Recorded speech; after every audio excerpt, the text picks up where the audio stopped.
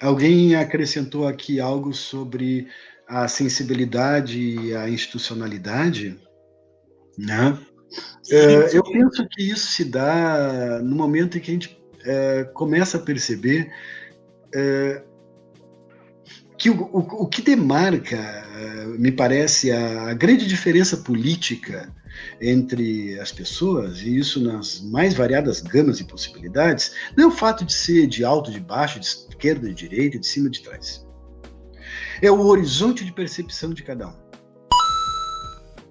Eu chamo de horizonte de percepção o modo como, na percepção de si, na valoração de si, no sentido de vida e de vida própria, há a inclusão de outro, de outrem, em horizontes cada vez mais amplos, como um aprendizado existencial de um sentir a própria existência como parte de algo maior ou não. E aí nós podemos ir do limite ao eu fechado, o ego individualizado, que pensa que a liberdade é algo que diz respeito somente à individualidade, né? E que pensa que o sentido de vida é algo que se faz sozinho. Há alguém que se considera como parte da humanidade, que se põe agora a serviço e se percebe como alguém que deve crescer, que deve ter mais, para ter mais para dar. Se percebe como alguém que faz sentido para si mesmo no entrelaçamento amoroso com outras pessoas. E esses horizontes podem ser diversos. Pode ser uma pessoa com quem eu convivo, pode ser uma família, pode ser um clã, pode ser um grupo, pode ser uma comunidade, uma cidade, um país, um planeta, um universo e além. Com o que você se integra, do que você faz parte. Esta é a questão política, me parece, de fundo, fundamental, né? Mas com uma questão geográfica da Rosa dos Ventos, para lá e para cá, direita, esquerda, frente e baixo. E nesse ponto há a possibilidade de educação da sensibilidade em qualquer lugar. Então, vou se colocar dentro desse objetivo, né? Em que a escuta da sensibilidade é um ensinar o outro a escutar a sensibilidade do outro. Então você se põe, esse é um objetivo político educacional assim de primeira monta, né? Em primeiro plano, em gerar formas de convivência, redes afetivas que potencializem a sensibilidade da escuta para ampliação de horizontes de percepção, de auto-reconhecimento em pertença a algo maior que si mesmo. Gerar sensibilidades para o aparecimento do outro na tua vida, de todos os outros, da humanidade inteira. Se sentir humano, onde a palavra humanidade não é apenas uma palavra, mas um modo de se sentir. Então, eu penso que isso ocorre sem a gente perceber. Ocorre até pelo exemplo de certas pessoas com quem a gente convive. Porque a gente ensina mais do que é quando a gente convive mesmo sem saber que está ensinando. A gente tende a ficar parecido com quem a gente ama, né? Porque o amor é uma forma de nos atrair. E isso, né, criar redes afetivas, formas de relação de acolhimento, é uma educação para a sensibilidade, porque é uma educação para a escuta do outro. Porque eu ensino o outro a escutar, escutando ele também. Aí alguém poderia pensar, eu acho que esse pensamento sempre volta. Tá, e se eu faço alguma coisa, fulano faz, e daí que isso vale? Parece que a gente sempre quer pensar as transformações do ponto de vista de uma máquina que vem de cima e faz as coisas acontecer para nós. Seja uma instituição, um Estado, seja o que for, né? Aí pensa assim, mas se todo mundo não fizer junto, não vai valer a pena. Gente, isso é decretar a impossibilidade de qualquer transformação social. Porque qualquer transformação começa do micro. Inclusive na natureza. No ecossistema começa do micro. É uma microvariação genética. É uma distinção minimal dentro de uma espécie que vai por deriva, variando e gerando uma subespécie. É uma pequena semente que agora colocada num ambiente se multiplica. A questão não é ser o mínimo ou ser o máximo. A questão é a potência de autorreplicação. potência de autorreplicação de um processo que, mesmo sendo mínimo, né, se distenda espontaneamente. Quando é maior a potência de autorreplicação de um processo desses, quanto mais espaço ele der para que o outro o recrie a seu modo, e quanto mais ele se ligue àquilo que torna significativa a vida desde a sua base existencial. Então, vamos criar sementes que se automultipliquem, para que as escutas possam ir se produzindo nesse hábito a fazer com você mesmo de escutar o próprio modo como escuta. Porque quando a gente pensa que sabe, é porque a gente está completamente enganado.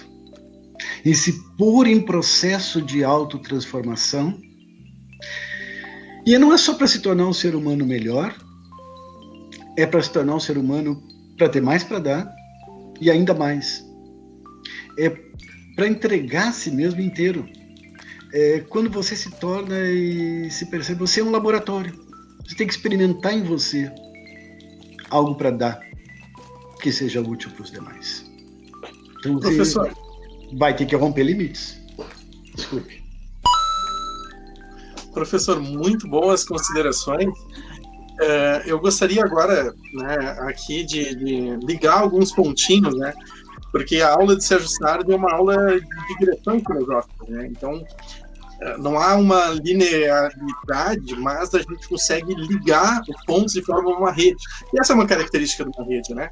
É uma boa olhada numa rede, ela tem diversos elos, mas determinar onde é o início e onde é o fim, uma vez que a rede está construída, é bem dizer impossível.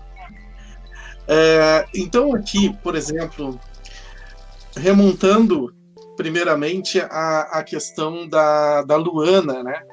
E eu me lembrei de uma aula do professor Sérgio Sardi, eu acho que lá em 2000 e alguma coisa, já era a década passada, a gente vai ficando mais velho, né? Que era justamente sobre a questão do tempo. E aí foi feita por algum aluno mais analítico, uma pergunta muito parecida, e a gente chegou até o ponto da diferença do tempo político e do tempo filosófico. Então, assim, eu vou dizer, adentrando na política agora, que eu acredito numa política que entende a diferença do tempo político e do tempo filosófico, mas que busca na filosofia as suas bases de ser. Então, quando tu usa a filosofia, ou melhor dizendo, que usar uma palavra ruim aqui, quando tu parte da filosofia para construir uma boa política, tu tem que entender que os tempos são diferentes.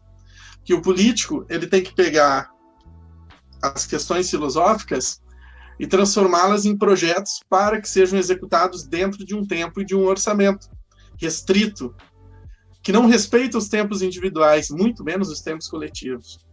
Então aí a gente tem um desafio tremendo. E a boa política, baseada numa boa filosofia, entra no que o professor estava falando agora. Eu acredito que seja uma política baseada no semear. No semear essa autotransformação individual que pode vir a aflorar numa autotransformação coletiva. E lembrando aquela frase que o professor sempre diz, né? Que ninguém, no limite, ninguém ensina ninguém. Eu gosto muito do Pequeno Príncipe, né? É necessário antes cativar. E a gente cativa pelo exemplo. Então, uma boa política é aquela que vai criar projetos baseados na experimentação, na apresentação de exemplos, que semeiem, entre outras coisas, a autotransformação. Tá?